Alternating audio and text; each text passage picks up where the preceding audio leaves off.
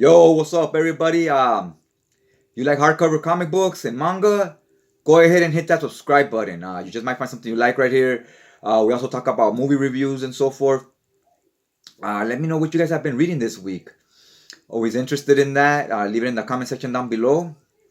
Me myself, I'm currently alternating between two hardcovers, going back and forth between one and the other.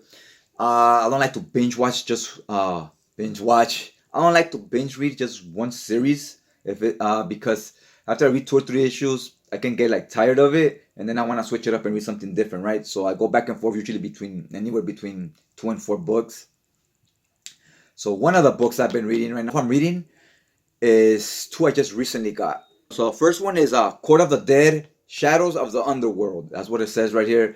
These are Sideshow originals. Now, if you're familiar with Sideshows, they do statues of licensed property, be it He-Man, Marvel, DC, whatever, right? So then they started doing statues that were their own creation.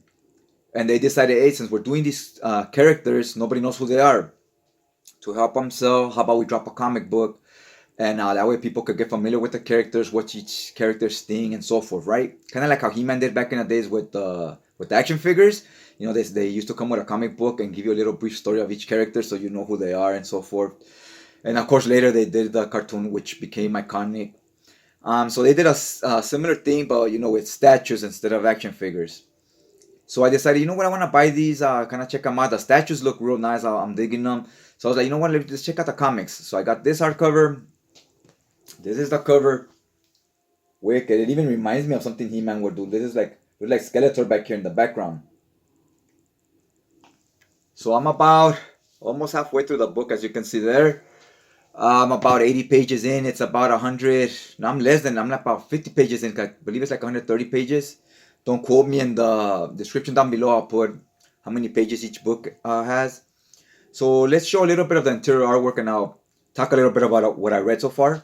All right, so here's the book itself. These are two main characters. Now this is Death, formerly known as Death. His new name now is the All Taker. He changed his name for I'll explain in the book why. And this is his sidekick. It's a younger superheroine. Her name is Extra, I believe. So she's younger, more she's experienced in fighting, but not in strategizing and how to go about things. She's kind of like Wolverine, like in X-Men, where he just jumps in head first without strategizing or thinking things ahead of, is this even the villain that we're fighting, right? This here seems to be the main villain. Kind of reminds me of Skeletor, or maybe even like Mumbro and Wildcats, if you're familiar with those cartoons. So I really like this cover. It's really attention grabbing, and that's what kind of made me go ahead and blind buy the book. I know nothing about these characters or this series. I was really enjoying the way this panel looks here in person. It looks huge on this two-page spread. So here it gives you an explanation of the world we're living in and why the things that are happening are happening. Basically, heaven and hell, there is no good guy or bad guy. They're both bad, right? They both are in a power struggle. They both want, whenever somebody dies, the Grim Reaper being the All-Taker, he picks up their souls and they both use him because they're anxious to get new recruits to their army, right? Right when some a fresh new dead person is like, I want them on my team. So they're both fighting over every new person that dies, being heaven and hell, right? The angels and the demons. And Death gets tired of this, so he changes his name to the All Taker. And he's kind of tired of doing their bidding and he chooses to kind of go his own route. At least that's kind of how it's explained here. Here he is. I really like the opening page. It's super attention grabbing. Here's All Taker and here's his queen. They're both dead. This is where they're at right here in this moment is the Court of the Dead. It's like where all these dead people are. And it's not really clear to you if it's the good guys or the bad guys here. But we think it's the good guys because All Taker's the main character. So I guess whoever he sides with, we're gonna say they're the good guys, right? Look at here, you get an idea of the art. I really enjoyed this art. I'm not familiar with the artist, but it looked real nice to me. Now they start off right here. As you can see over here, they're having like a meeting. All the characters are having a meeting right here. You see all these other people here. It seems like they're ready to go to war. You see all the other dead people up here. They're all gathering together, and she's giving this great speech. I'm digging the speech she gives, And she's gathering everybody up, and she's talking to these two characters. This Israel, the one we saw on the cover. She's just not wearing that skeleton mask there. And this is Ali, I believe her name was, or no, her name was Salia, like Xialla. Yeah, so these are the three women they're talking about. They're kind of planning a war against the Severed Shadows. They're called. There's this other like secret organization or whatever. So here she's giving the speech to everybody, all the dead people here. And here's our villain. He's amongst the opposite team, right? He's just there listening in on them, seeing what they say and what they talk about. He's I believe they call him a bell raker.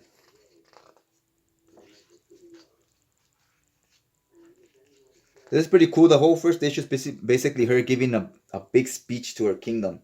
I like right here, she spots them. She says, these several shadows, they're even amongst us. And she points at him. And he's right there. He sees her pointing at him. And he just walks away right here. Right? So he walks away. And then she lifts her hands up and everybody's cheering for her. She gave this great speech. Everybody's on board. They're all ready to... She's hyping everybody up. Everybody's ready to go to war and go attack these other people, right? Here you see the All-Taker. He's following to see where this Bell Raker went. You see him here saying like, I'm gonna cut off all your limbs when I find you. Here he says, where did you go, you little shadow? So he's here with his soldiers looking for this guy that was infiltrating their group basically. Now we get back to the Bell Raker here. You know, he got this person stabbed him from in the back basically. Once he did that, you know, shit's popping off. You see all the demons here. They're with the Bell Raker, and he showed up. So they saw him. They all turned around to look at him. Once they're on the bridge, this panel right here, this looks badass right here. The way they draw the. Whenever you see skeletons, they always look real cool to me. So here you see him. Shit's about to go down with all these other monsters he's about to fight. Because it turns out that Bell Raker didn't come alone, right? So they were just on the outskirts of the little court of the dead there. And here you see him. He looks badass right here. He's getting some kind of glowing arrows. So he has some type of, I don't know, arrow power or whatever. And that's where I'm at right now. Enjoying it so far. It's digging it. Pretty cool. It's kind of like supernatural and nights and stuff. But like in a dead world, right? Like kind of like a twist on zombies. But it's not just zombies. It's like hell and heaven and so forth. So yeah. So far, this one's pretty good. All right, now the second thing I've been reading is I've been reading this digitally, and this tablet, it's a Samsung tablet, is right there. Danger Girl and the Army of Darkness. Right there on the cover, that's Abby Chase. She's part of the Danger Girl crew, and that's Ash from the Army of Darkness. So it's a crossover. It's very well done. A lot of these crossovers that are between two different publishers, they're very hit and miss. A lot of time they're pretty whack, to be honest with you, because you have too many chefs in the kitchen type of thing, right? Too many people trying to control where the story is going and so forth. This one's done pretty good. Pretty much towards the end of it, about to finish it. So I might drop a review on it maybe. So let's flip to some of the panels and so forth. We'll talk about it a little. Alright, so this is the next book. I've been reading this digitally. Really digging the digital format because I could read at night without needing a night light, and I feel digitally I get way more reading done than when I do with physical copies. Also, you can zoom in on the panels or do guide view for sometimes when there's small panels on a book. On the tablet, you stretch them out right to the size you want. So I'm really digging that. Here's Abby Chase. She's part of the Danger Girl team. This is the legendary Ash. We all know who he is. If you are like slasher films, you know who he is. If you're not familiar with him, he's from the Army of Darkness. They have a great show on, I believe it's on Hulu and on Stars. And he had movies called The Army of Darkness and Evil Dead. Awesome character. Now here, we start off here. She's a total badass. You see her pistol whipping this guy like it ain't no thing. She's kind of like Laura Croft. You see she tosses this other guy out the window. And he lands out there and she's just like sneaking out while he's dead right there, right? So she's also a murderer. She doesn't hesitate with that stuff. She doesn't have any golden rule where you can't do that. So she joined this group of spies called Danger Girls. You see the three girls here. Now that they became spies, they get a little more help, more high-tech helicopters and spy equipment and so forth. You see them here rolling out in a boat while they're blowing up the spot, right? Total James Bond moment right there. So basically, she started off as a character like Laura Croft. Think Laura Croft from Tomb Raider. She used to, right here you see her, she used to steal rare artifacts from places or find them in deserts or whatever. And sometimes these artifacts, some of them were cursed, so it brought problems. And sometimes they're artifacts that other people also wanted because they're of value. So they want to like kill her to steal them from her, right? You see right here, look, some people are after something she found. They're doing a drive-by shooting, very 90s. Look at that innocent person back there just got it, blah. And these children running with their mother. You know, isn't it always like that? Isn't it always? So anyways, this is basically giving you the rundown of her origin story. So I thought that was pretty cool. And now she decides to make amends with one of her main enemies, right? They call him the general. So the general's brother is missing. She sent him to go find this thing called the Book of Death. The Nordi, let's just call it the Book of Death. So that's the book that Ash uses, and they bring back the dead. He calls them deadites. You know, it's another word for zombies, basically. So now that she's working with him, we got this helicopter and so forth, going after, looking for the brother. They're looking for the brother. Obviously, the general has, power. He has helicopters. He has soldiers and whatnot. Then we get introduced to one of the other characters right here, and one of the other characters from Danger Girl. And as we get introduced to this other character, you got Danger Girl here calling her on the tablet, talking about, holy fuck, I need your guys' help. Come over right now. Shit's going down. So they go. She tells this guy, he's like their leader. Think M, like an 007. M, the one that gets all the info and whatnot, helps them out. Or like Oracle on Birds of Prey. So here they are. They're about to fall on the helicopter. It starts off very action-packed. Love this panel. Or this is a splash page, actually. They're jumping off the helicopter because look at the helicopter. It's blown to smithereens. Now they land right here. I like this panel too. I like the art on this in general. It's just really good. It's very, very action-packed. Like how in 90s comics, they used to have big action, full of energy type of art. This is kind of like that. So they're landing right there, and conveniently they land there. They find the brother of the general. He doesn't have the book, but what he does have is a page from the book. So the book can't quite work without the missing page. Look at here, blowing up another very 80s action movie scene right there. So here's the brother. He has the page, and he has this thing right here. That, along with the book, that kind of helps neutralize the book. Because without that, the book is very powerful. You kind of can't control it. And with that, you could somewhat balance things out. And there's the page. They're reading the page and so forth. As she's reading this page, blam, they shoot the brother, the general's brother. The one of his own men killed him. Because he wants the page for himself to make money on the side, He tells her to read it. Tells her, read this page. What does it say? Because he can't read that language. As she reads it, you see his hand start turning to a deadite, into like a zombie. So now he has to chop his hand off. Much like if you've seen the movie, it's a throwback. It's a little wink and a nod to the movie. So yeah, I'm gonna leave it right here. I'm almost halfway done with this. I might go ahead and do a review on a video or read along type thing on it.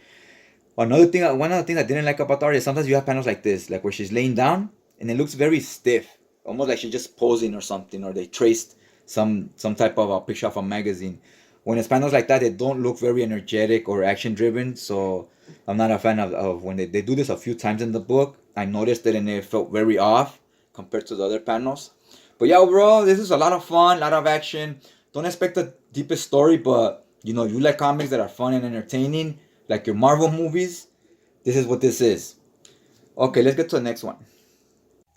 Alright, now the last book I've been reading, it's from Aftershock Comics. First introduction into Aftershock Comics. If I've ever read anything of theirs, it must have been digitally and I wasn't even aware who the publisher was, right? But this is the first physical copy I've ever bought. It's a hardcover. It's called Animosity Evolution, the complete collection. Now this was a little tricky when I got it because I thought it was Animosity. There was an Animosity omnibus coming out.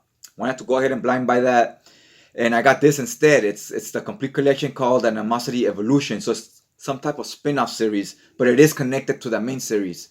So I guess when that omnibus comes out of the main series, I'm buying that as well. I'm on board with this so far. I'm enjoying it enough where I want to continue reading it and see how it led to this point, right? You can kind of read this on its own too, though, because it does a good job kind of starting from the beginning. Now, this is the cover.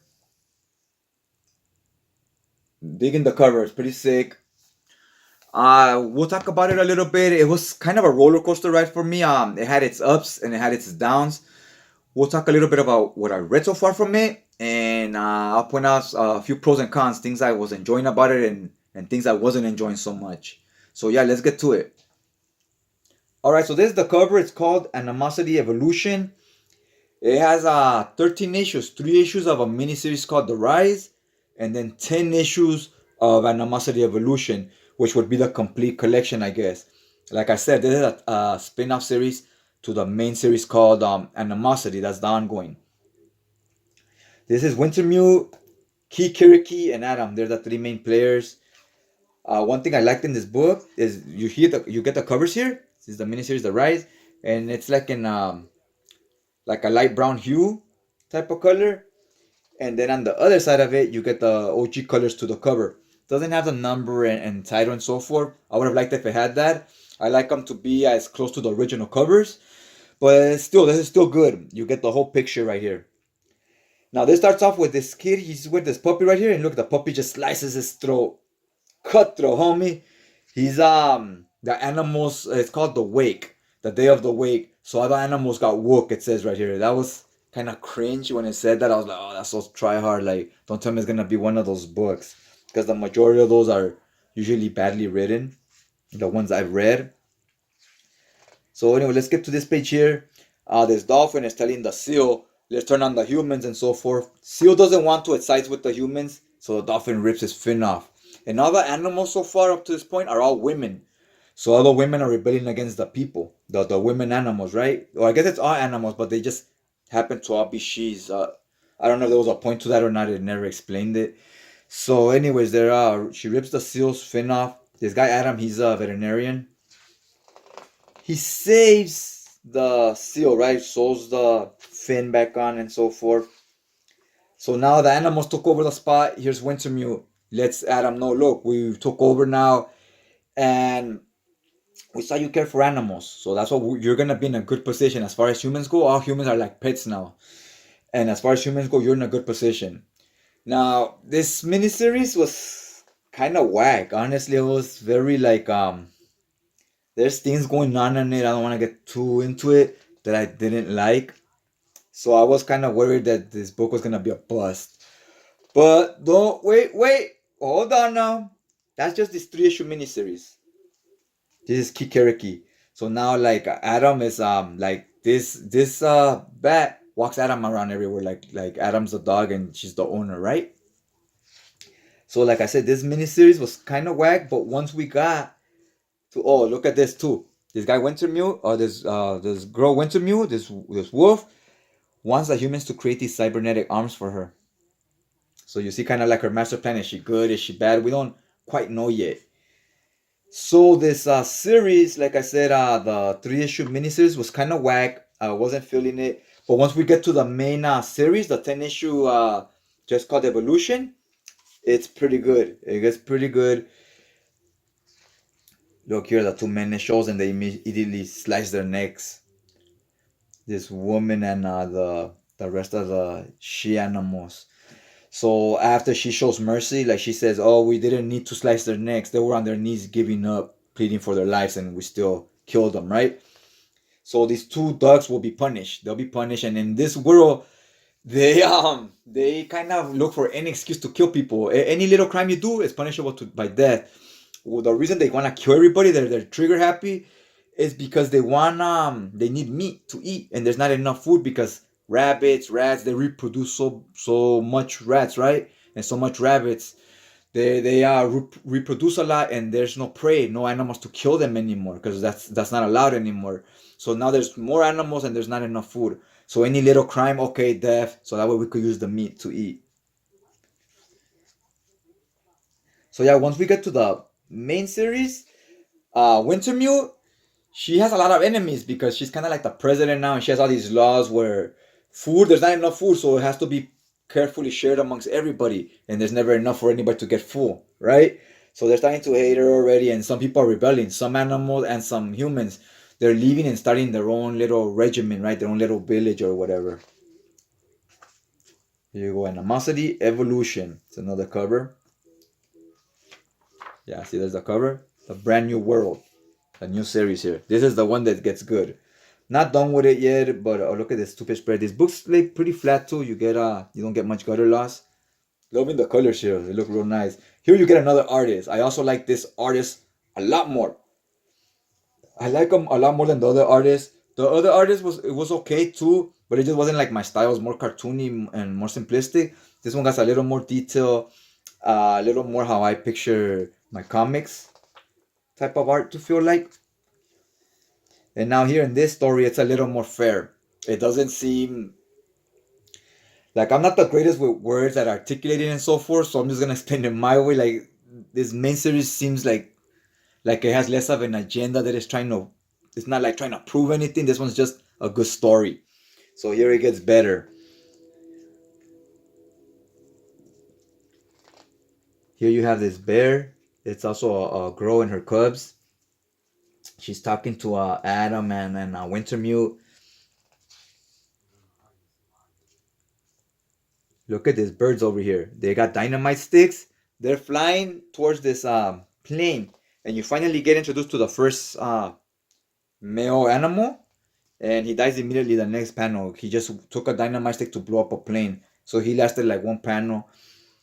And then but then from here on you start getting introduced to more animals that are male. So now you have like some males, some females. It's like a little more even.